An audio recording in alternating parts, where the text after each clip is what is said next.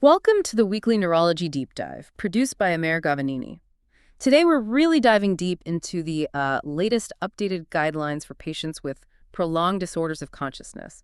It's definitely a field with, significant diagnostic challenges, complex prognosis, and treatments that are constantly evolving. Our goal here is to give you actionable insights for your daily practice. It really is such a critical area. Getting the diagnosis right, giving families a clear picture of what might lie ahead, and managing these very complex cases effectively. It's all just paramount. And think about this. Nearly half of these patients might be misdiagnosed. That figure is, well, it's staggering. It really underscores why these new guidelines are so vital. Right. And before we get into all the specifics, just a quick but important note for you listening. This deep dive is strictly for educational purposes. There's no commercial goal. Think of it as a summary. We strongly, strongly recommend you read the full guideline paper for all the comprehensive details and the nuances. Definitely. And for those who need the key takeaways right now, here's a quick overview.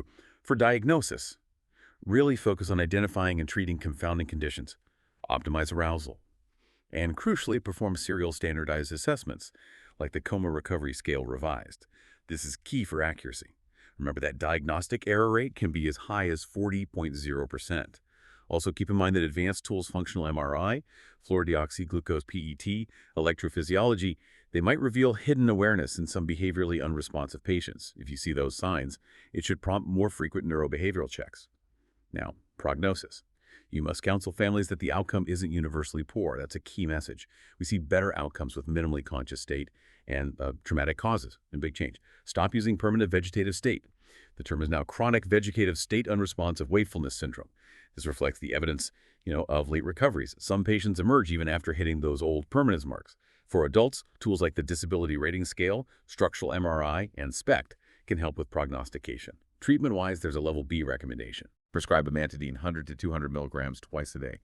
This is for adults, 16 to 65 years old, with traumatic vegetative state unresponsive wakefulness syndrome or minimally conscious state, specifically between 4 and 16 weeks after the injury, seems to speed up functional recovery early on, and always assess and treat pain.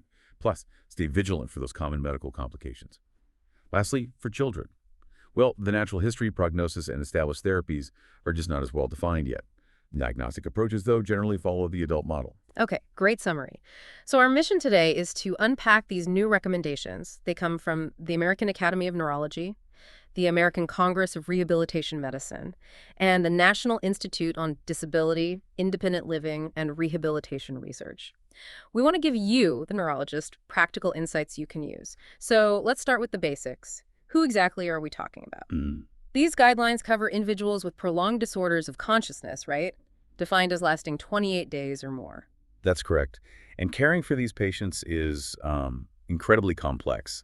The risk of misdiagnosis is significant. It can happen due to confounding issues, other neurological deficits, or maybe just lack of deep experience in picking up those very subtle signs of consciousness. Getting that diagnosis right is just fundamental for talking to families, for guiding prognosis, and for making treatment decisions. You mentioned complexities. What about specialized settings? Is there a clear advantage to care there? Yes, absolutely. The source material points to something pretty significant here.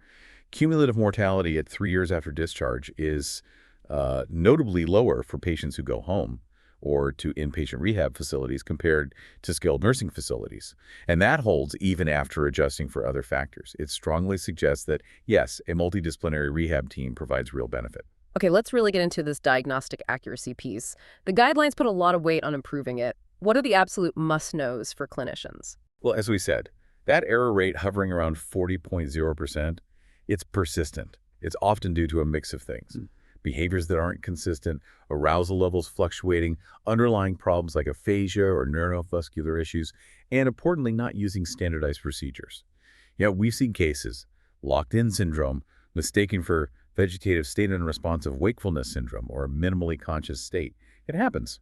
So, to counter this, the guidelines strongly recommend using validated, reliable, standardized neurobehavioral assessment tools. They specifically mention several good ones.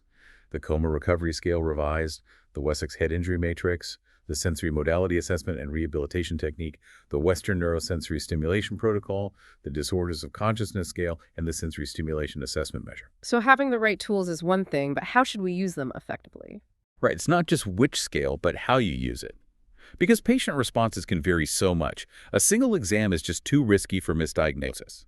That's why serial standardized assessments done by trained clinicians are absolutely essential. Level B, recommendation.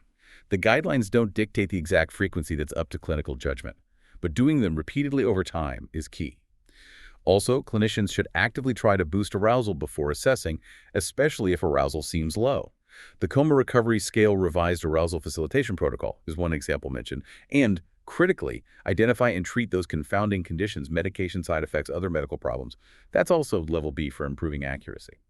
Okay, now for the really cutting-edge stuff, advanced imaging, electrophysiology, what are these tools showing us about potentially hidden awareness? This is a fascinating area. In cases where the behavioral exam is ambiguous, these specialized tests may offer more insight. It's a level C recommendation to consider them. The data is quite striking in some studies. Functional MRI, for example, showed task-related changes in about 38.0% of patients who were diagnosed with vegetative state and responsive wakefulness syndrome using the Coma Recovery Scale Revised.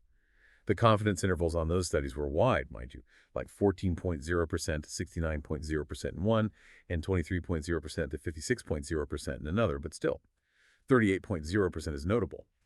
And another study looked at fluorodeoxyglucose PET and mental imagery functional MRI. It found about 32.0% of patients diagnosed with vegetative state unresponsive wakefulness syndrome showed brain activity suggesting at least minimal conscious awareness. Breaking that down, the fluorodeoxyglucose PT findings were consistent with a minimally conscious state in roughly 33.0% of those patients, confidence interval 20.0% to 50.0%. And the mental imagery functional MRI in about 11.0%, confidence interval 4.0% to 27.0%. High-density EEG also showed potential signs of minimally conscious state in about 33.0% of vegetative state unresponsive wakefulness syndrome patients in one analysis. Confidence interval 24.0% to 45.0%. That sounds promising, but what are the limitations? Can we rely on these findings definitively? That's the crucial question. There are important caveats. These positive findings are still in the minority of patients tested, and the exact link between, say, a specific pattern on functional MRI and actual conscious awareness, well, that's still being actively researched. It's not fully clear. So widespread use probably won't change the diagnosis for most patients right now. And even with this multimodal approach, findings can remain ambiguous in maybe 27.0% of cases.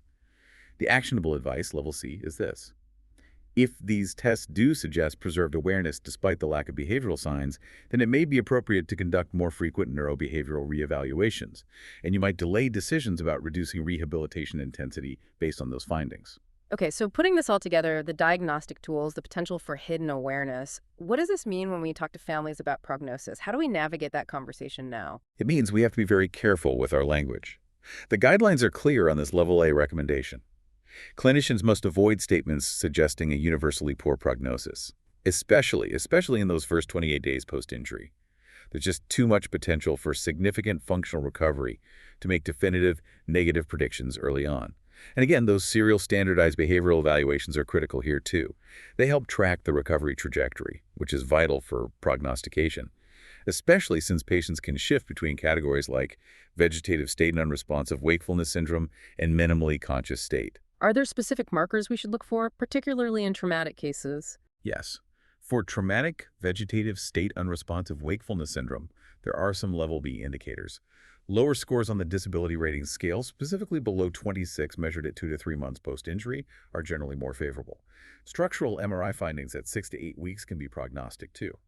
Things like corpus callosal lesions, injury to the dorsolateral upper brainstem, or corona radiata injury, those are associated with a worse prognosis at 12 months. SPECT scans done at 1 to 2 months post-injury can also help predict 12-month recovery of consciousness and the level of disability. There are also level C indicators, things like the presence of a P300 wave or reactive EEG findings at 2-3 months, or using functional MRI to look at blood oxygen level dependent responses in the auditory association cortex when hearing a familiar voice. Higher activation there, even months post-injury, might suggest better 12-month recovery odds. What about for non-traumatic cases, like after an anoxic injury? For non-traumatic post-anoxic vegetative state unresponsive wakefulness syndrome, the Coma Recovery Scale Revised score is again useful.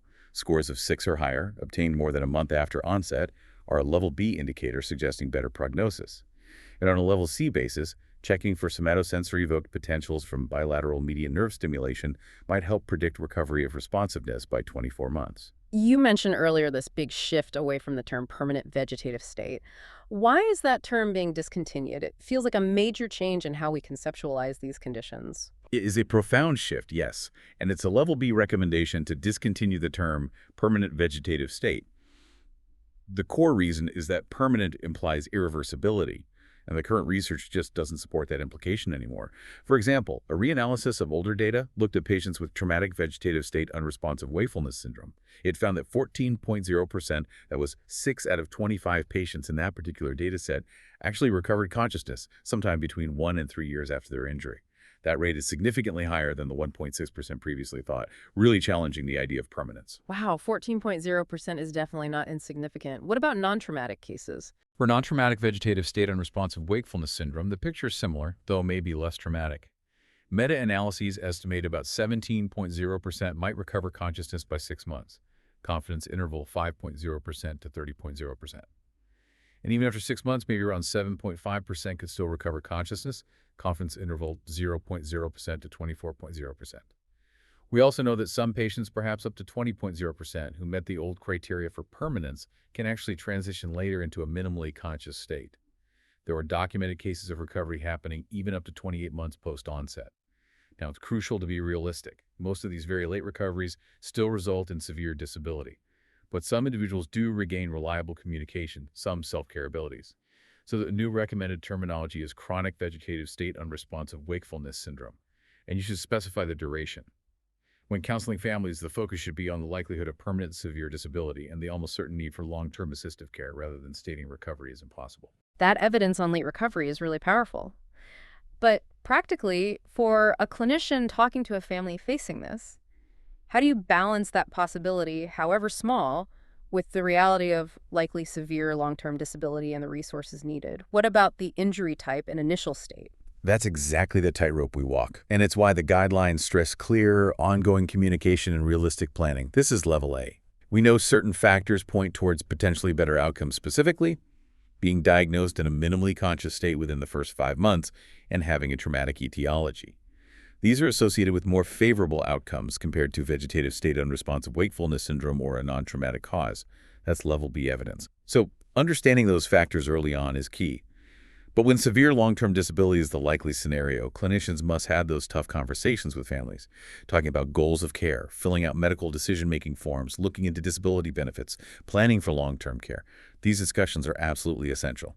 Okay, shifting gears slightly. Beyond diagnosis and prognosis, what are the key actionable recommendations for actually managing these patients day-to-day in clinical practice? First and foremost, level A recommendation.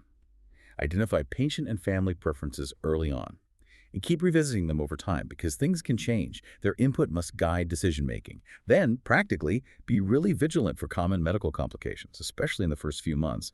Level B. Things like agitation, aggression, hypertonia, sleep problems, urinary tract infections are common, and more severe issues like hydrocephalus, pneumonia, paroxysmal sympathetic hyperactivity. These can seriously derail rehabilitation efforts. So, systematic assessment and quick management are vital. What about pain? How do we assess and manage that? Pain assessment is crucial. Level B recommendation. Always assess for any evidence of pain or suffering, and treat it when you suspect it's present. This applies regardless of the diagnosed level of consciousness. We have to acknowledge the uncertainty, right? We don't know exactly how much pain or suffering patients in these states experience. But the ethical approach is to assume it's possible and treat accordingly. And as highlighted in the summary upfront, the amantadine recommendation is a key treatment strategy. Again, level B. For adults aged 16 to 65 with traumatic vegetative state unresponsive wakefulness syndrome or minimally conscious state between 4 and 16 weeks post-injury, prescribing amantadine 100 to 200 milligrams twice daily probably helps hasten functional recovery and reduce disability early on. Finally, another important part of management is counseling families. Level B. Be honest about the limitations of evidence for many other proposed therapies, things like hyperbaric oxygen, stem cell treatments.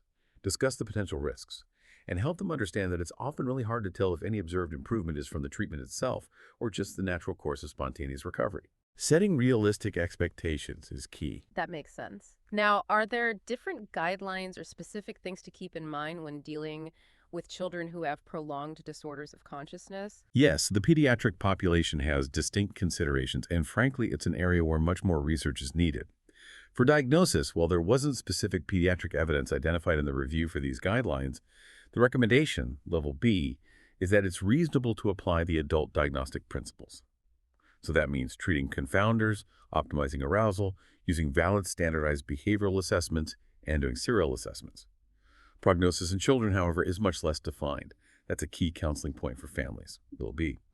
The natural history isn't well mapped out, and there aren't currently established evaluations proven to improve prognostic accuracy in kids. There are some possible associations. Traumatic etiology and not having post-traumatic autonomic dysfunction might correlate with better recovery chances, but it's tentative. And regarding therapies for children, the clear message, level B, is that there are no established therapies currently. Amantadine, which we just discussed for adults, has very limited data in children.